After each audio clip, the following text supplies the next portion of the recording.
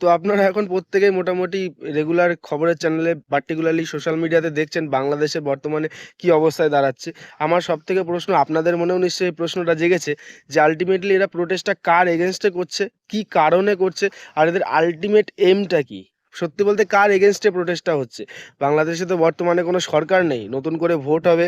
সরকার থাকলেও ভোট হলো সেরকম একটা আলাদা বিষয়। কিন্তু এখন আল্টিমেটলি এসে দাঁড়াচ্ছে এরা প্রোটেস্টটা কার এগেইনস্টে করছে? কিন্তু প্রোটেস্ট করতে, করতে এমন কিছু ঘটনা আসছে। আর যেকোনো প্রোটেস্টে দেখবেন যে এই যে ভারত বিরোধী এই স্লোগানগুলো না, বাংলাদেশের যারা শিক্ষিত মানুষ, সমস্ত দেশে শিক্ষিত মানুষ থাকে, তো বাংলাদেশে যারা শিক্ষিত মানুষ যারা বাইরে বাইরে থাকে তারা আলটিমেটলি এই জিনিসটা বুঝতে পারছে যে এই প্রোটেস্টটা কোন দিকে এগোচ্ছে। তারা যেই চিন্তা করে প্রোটেস্টটা করেছিল, শেখ হাসিনাকে সরিয়ে দিয়েছিল, এখন তার কিছুই হচ্ছে না, বরঞ্চ ওটা উল্টো হচ্ছে। বাংলাদেশের দিন দিন ইকোনমি থেকে শুরু করে সমস্ত কিছু এখন বাংলাদেশের ধীরে ধীরে তলানির দিকে ঠেকে যাচ্ছে।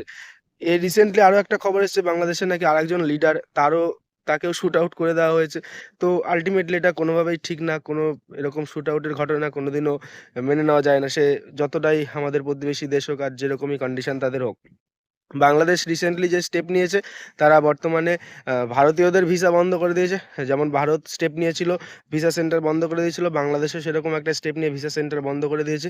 তো ভারত আর কি কি করতে পারে? দেখো, অনেকের মনে এরকম প্রশ্ন জেগেছে ভারত যে হয়তো অনেক বড় কিছু করতে পারে, অনেক বড় বড় স্টেপ নিয়ে নেবে। ভারত কি কি করতে পারে? সত্যি বলতে আমার মনে হয় না ভারত সেরকম কোনো বড় স্টেপ নেবে। কারণ বড় স্টেপ নেওয়াটা, ভারত বর্তমানে যে দুটো স্টেপ নিয়েছে, ভিসা বন্ধ করা, হাই কমিশনকে তলব করা, এগুলো কিন্তু প্রথমত এগুলো অনেক বড় স্টেপ। আর ভারতের হাতে এমন এমন অস্ত্র আছে, ভারত আর অস্ত্র বলতে সমস্ত দিক দিয়ে তুমি যদি মিলিটারি দেখো, তারপরে ইকোনমিক দেখো, পলিটিক্যালি দেখো, ভারতের হাতে অনেক আছে যাতে বাংলাদেশকে শান্ত করতে বড় কিছু সময় লাগবে না। কিন্তু ভারত কেন করছে না?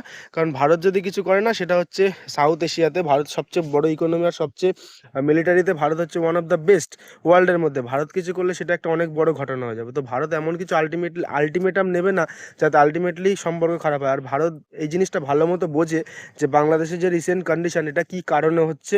আর বাংলাদেশের মানুষও ধীরে ধীরে বুঝতে পারছে যে ভারতীয়দের ইম্পর্টেন্স, ভারতে থাকার ইম্পর্টেন্সটা কত। তো ভারত এখন ওয়েট করছে শুধু সেই জিনিসটার জন্য। কারণ এই জিনিসটা হতে আর বেশি সময় লাগবে না। কোনো এরকম ভায়োলেন্ট প্রোটেস্ট না বেশি দিন চলতে পারে না। তুমি ইতিহাস ঘেঁটে দেখো, যত ভায়োলেন্ট প্রোটেস্ট হয়েছে সেটা যত একটা আল্টিমেট টাইম এসে খুব কম সময়ের মধ্যে থেমে গেছে। তো ভারতে এই জিনিসটার জন্য আমাদের ফরেন মিনিস্ট্রি ওয়েট করে আছে কবে এই জিনিসটা শান্ত হয়।